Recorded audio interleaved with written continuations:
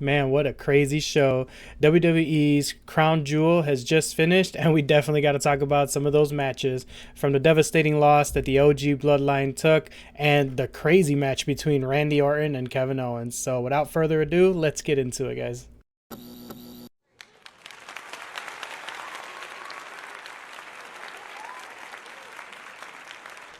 Welcome back, guys, and what a crazy main event that actually was for WWE's Crown Jewel. I mean, from surprise losses to expected wins and just a lot of craziness in between. Now, the show started off with the OG Bloodline versus the Bloodline 2.0. And you could just feel the energy of the crowd, how everybody was cheering for the OTC, for Jimmy Uso, and especially for Jey Uso when he came out.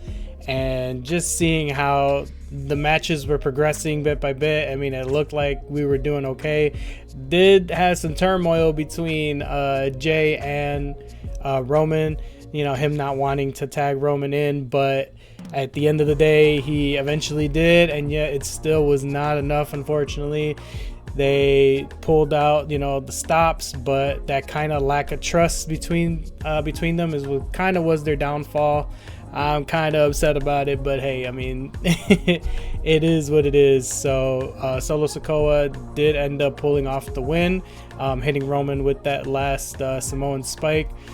And then, of course, you know, as the matches ended, and even though they won, they basically still try to jump Roman, and you know, it was crazy seeing that Sami Zayn came out at first looking like, you know, he might be on Solo Sikoa's side, until he, you know, grabs him, flips him over, and it's an all-out fight. But it still kind of ended with a big cliffhanger, because as Solo was surrounded by everybody, he kind of ducked out of the way just in time, and then Sami and Roman kind of knocked each other out, and then it was just like a whole big thing, especially with Jimmy kind of yelling at Sami about it. So I guess we'll have to wait and see what are the repercussions because of this.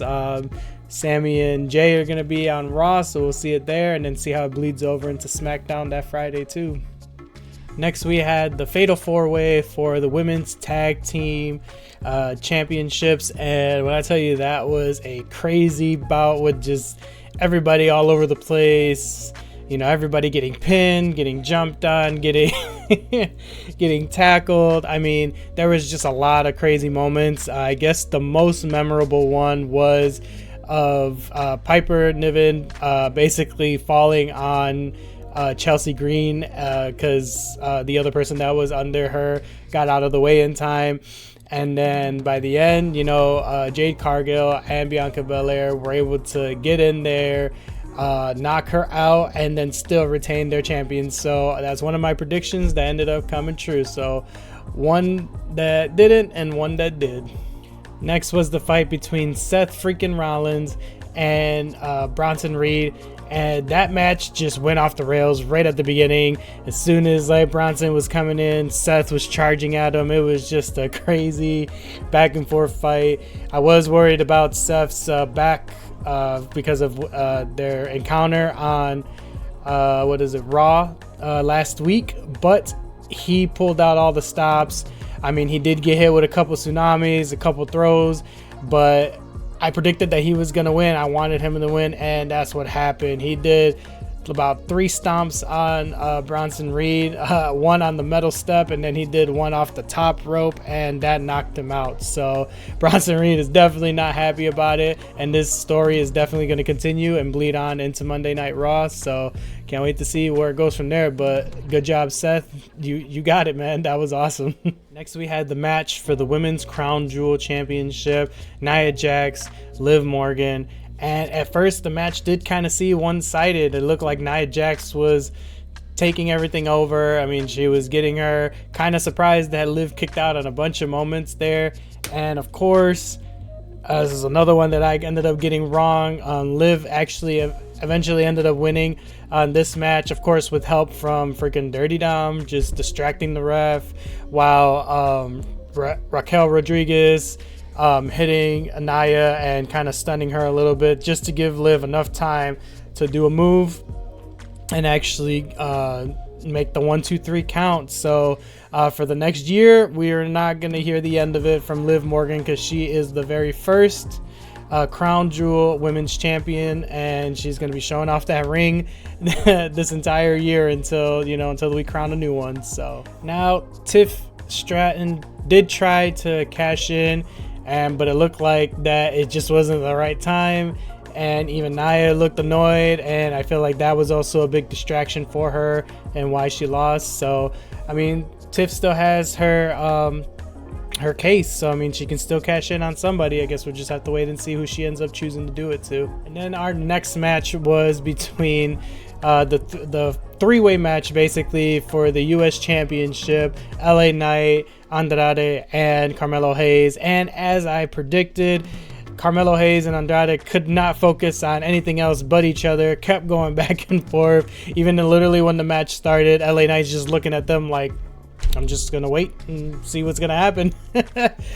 There were moments where they did, knock LA Knight off a little bit and, get a good couple hits in and almost pinned him a few times. But as I predicted, LA Knight came through and ended up pinning and won the whole thing. So he is still our United States champion, and I can't wait to see who else is going to go for this championship. So far, LA Knight is not slowing down. So then we had the crazy fight between Kevin Owens and Randy Orton, and unfortunately there really wasn't a winner in this match. Wow, even though Kevin Owens came out, let his music play and stuff like that, the moment Randy Orton came out was basically doing his thing he does with the crowd. Kevin Owens just comes in, hits him in the back of the leg with the chair, and then the match hasn't officially started. So they've literally trading blows back and forth. Kevin Owens RKO's one of the refs out of the ring, and then him and Randy are going back and forth. And even Adam Pearce, the general manager for Raw, who tried to calm Randy Orton down, ended up getting RKO'd as well by Randy Orton. He's knocked out. Randy's definitely going to probably get fined.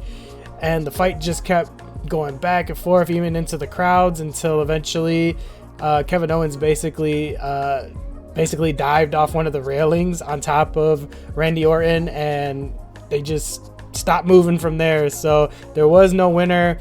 When they did a little bit of the after show and they spoke to Kevin, I mean, he feels like he won. He looks like he's kind of going a little manic because he's saying he can't trust nobody, that Randy was the one that got pulled out on a stretcher, so he's definitely the winner. And it's just, I feel like Kevin Owens is literally unhinged right now, and he's just going to keep spiraling down. And I don't feel that even Cody Rhodes is safe. I think Cody Rhodes is next on his list, so we'll see how it all plays out in the next SmackDown episode. And finally, our final match, big main event for the men's Crown Jewel Championship, Cody Rhodes versus Gunther. That match was absolutely insane, electric. I mean, there were moments where I felt like Cody was just gonna lose it, right then and there. I mean, Gunther got behind him a couple good times and had him pinned down a few times too, and almost choked him out to where he passed out. But as Cody does every single time, he pulled through, he fought, and then in a funny twist of fate, I guess you could say, Gunther caught Cody, was gonna definitely do a sleeper hold, but Cody rolled back and had Gunther on his back and won the count that way. Absolutely crazy. I'm getting goosebumps talking about it because that was such a great win. Gunther was pissed. I mean, yeah, he basically, his move got used against him in a way, and Cody ended up on top. My prediction ended up right, and I was absolutely ecstatic. I mean, my wife was there. She saw me just jumping up, screaming, heck yeah. So it was really great to see that Cody won this, and is going to be our first men's Crown Jewel champion for the next year. So good job, Cody. That was an awesome match. All in all, guys, this main event was absolutely crazy. Some disappointing wins, and then some really good ones too. I basically predicted 4 correctly out of all 7 matches. One of them never really got resolved, so I guess you can't count that one. And then I got the 2 wrong, so 4 out of 6, not bad actually. Thank you guys again for checking this video out. If you want to see the prediction video that I did, just click over here on this end. And you guys have a wonderful day, and I'll see you guys on the next one.